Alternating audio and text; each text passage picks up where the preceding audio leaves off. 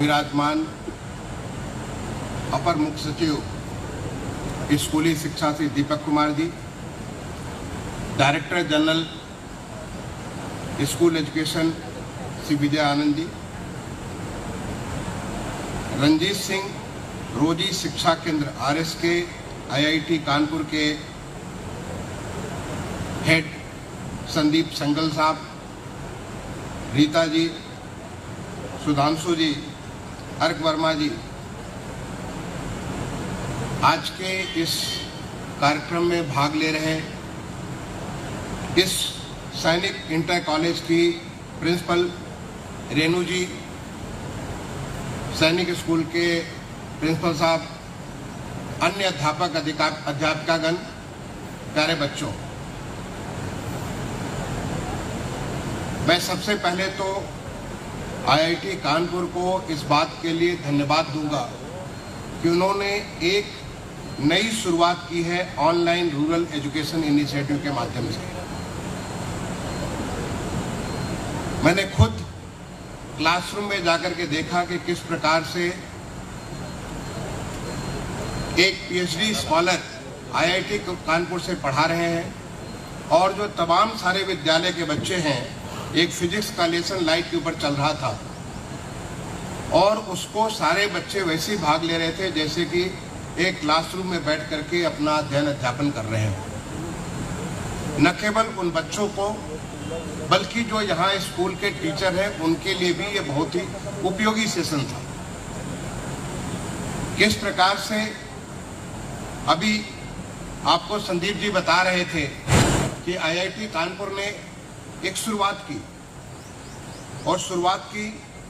हमारे IIT कानपुर के मैं खुद IIT कानपुर का पढ़ा हुआ हूँ। वहाँ के पहला बैच के श्री रंजीत सिंह, जिन्होंने अपना लगभग $20 लाख कमिट किया कि किस प्रकार से शिक्षा और रोजगार, एजुकेशन एंड लाइवलीहुड अपॉर्चुनिटीज, इसके बारे में IIT कानपुर में केंद्र बनाया जाए और वो तमाम सारे बच्चे जिन्हें एक नए भविष्य की तलाश है, एक नए ध्येय से वो आगे बढ़ रहे हैं, उनको इसके माध्यम से मदद की जाए। और इसकी शुरुआत उन्होंने बताई कि किस प्रकार से IIT कानपुर के समीप उन्होंने एक विद्यालय से इसका शुरुआत किया और उस शुरुआत को अब स्केल अप करने के लिए टेक्नोलॉजी के माध्यम से ये पहला शुभारंभ हुआ और मुझे इस बात का सौभाग्य मिला कि मैं इस कार्य को आज शुभारंभ किया। मैं इसके लिए IIT कानपुर को,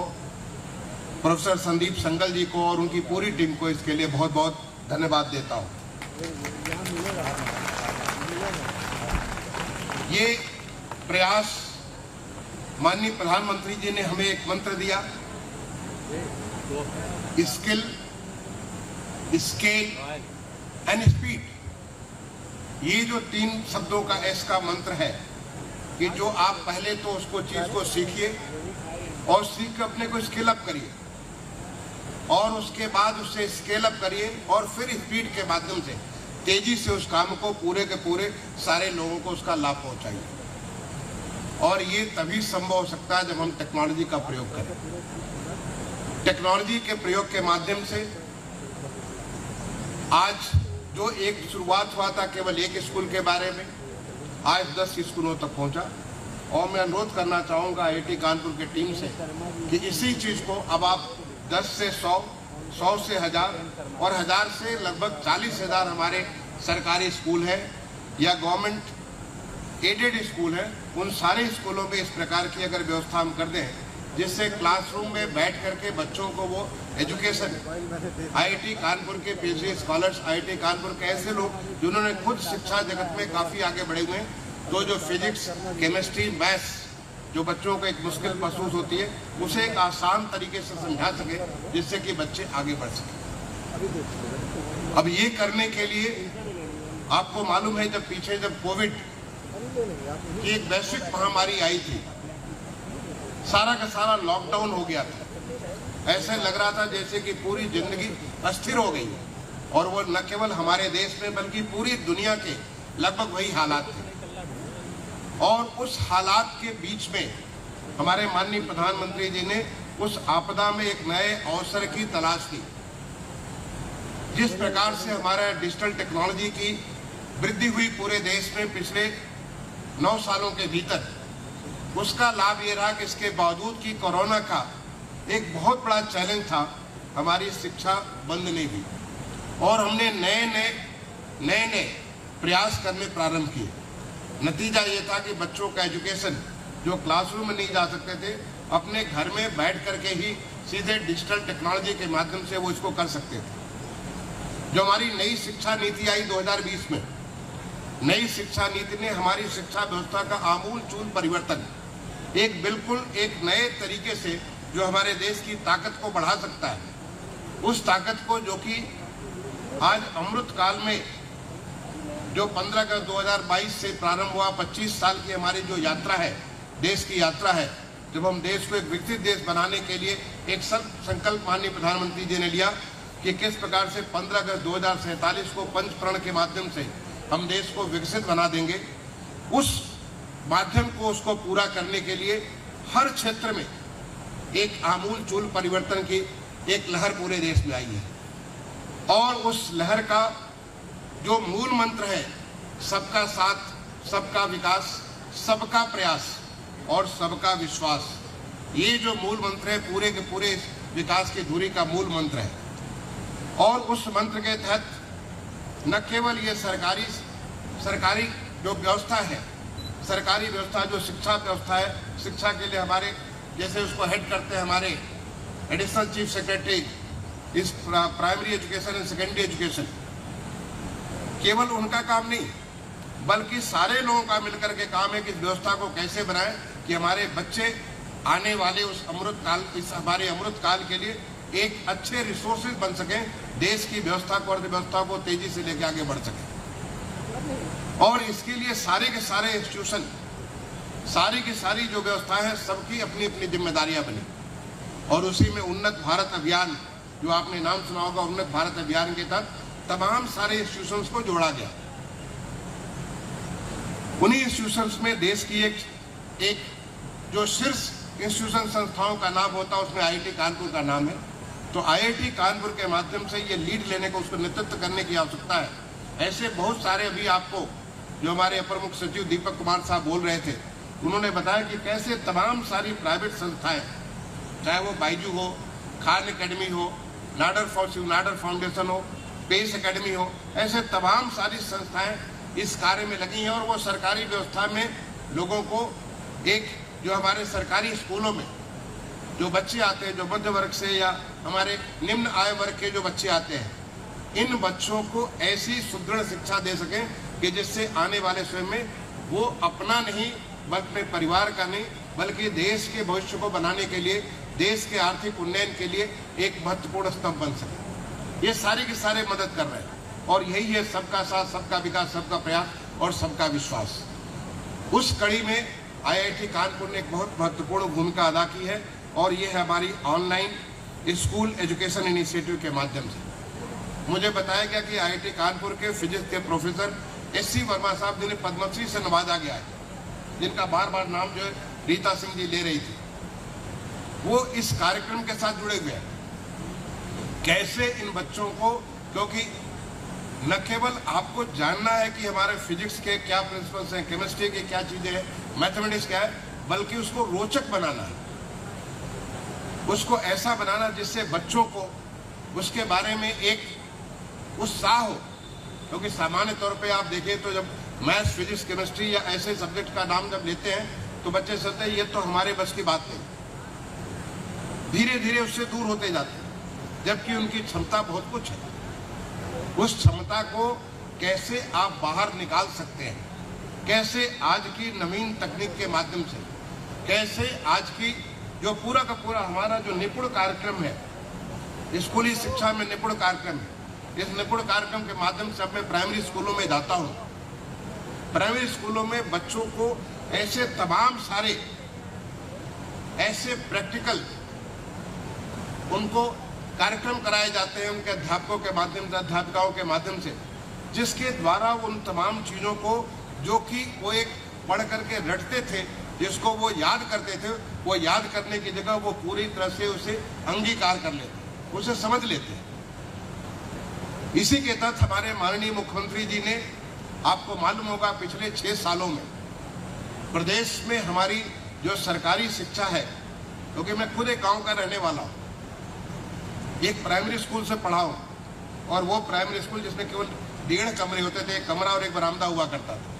बाकी सब पेड़ के नीचे पढ़ा करते थे। लेकिन आज मैं खुशी के साथ आपके साथ शेयर कर सकता हूँ, आज हमारे स्कूल में, जिस स्कूल में मैं पढ़ा हूँ, उस स्कूल में स्मार्ट क्लासेस, उस स्कूल में बच्चों को उस प्रकार की सुविधा है जैसे किसी भी प्राइवेट स्कूल में पढ़ने की सुविधा उपलब्ध है। और ये मेरे अपने गांव की बात नहीं है, बल्कि उत्तर प्रदेश के सारे 58,000 लगभग जो गांव है, हर स्कूलों में कायाकल्प के माध्यम से, जो हमारा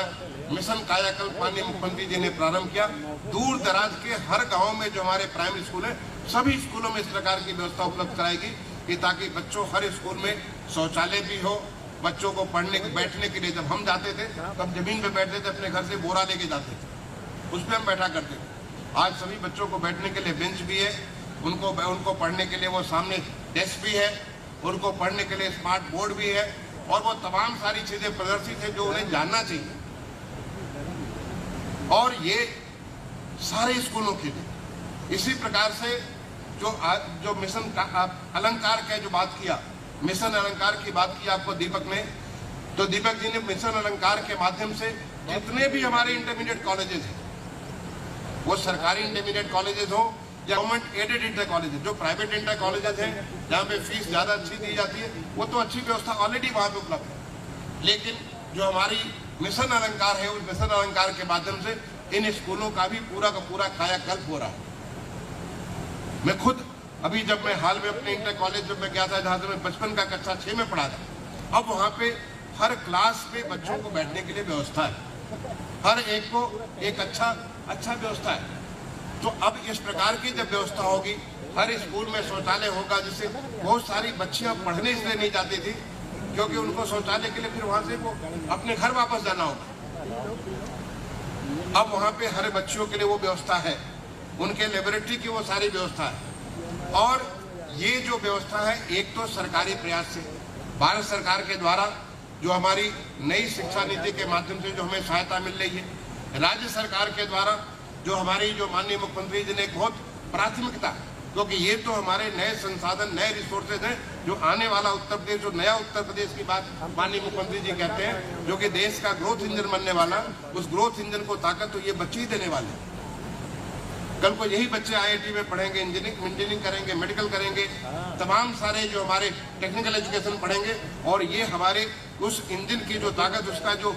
पावर है, जो उसका जो ईंधन है, वो ईंधन ये सारे के सारे बच्चे देंगे। तो इसके लिए न केवल सरकारी, जो भारत सरकार, राज्य सरकार या लोकल गवर्नमेंट है, उनके माध्यम से, बल्कि सारे के सारे लोगों के माध्यम से, ऐसे जो तमाम सारे लोग, जैसे कि हमारे रंजीत सिंह जी ने एक बड़ा कंट्रीब्यूशन $2 मिलियन का कंट्रीब्यूशन किया, और जिसके माध्यम से आज वहाँ पे रोजी शिक्षा केंद्र IIT कानपुर में बन गया। वही नहीं, आपको $2 मिलियन जो भी आप दे सकते हैं, आप जिस किसी स्थिति में आप स्कूल को अपने अडॉप्ट कर सकते हैं, आप क्या बच्चों को बेंच पर पहुंचा सकते हैं, बच्चों को आप कोई उनकी लेबोरेटरी की व्यवस्था सुधार कर सकते हैं, उसको एक बेहतर अच्छा वातावरण आप दे सकते हैं। ऐसे जो भी उसके साथ जुड़ना चाहे, क्योंकि जो लोग निकले उन्हीं स्कूलों से निकले, और निकल करके उस स्कूल को एक बार दोबारा going back to your own school, giving back to your own school, अपने स्कूल को, अपने विद्यालय को हम क्या दे सकते हैं, ये अगर करें तो इसके माध्यम से एक नया प्लेटफॉर्म तैयार किया गया। उस प्लेटफॉर्म के माध्यम से न केवल अपने देश में बल्कि विदेशों से भी लोग उसको अपना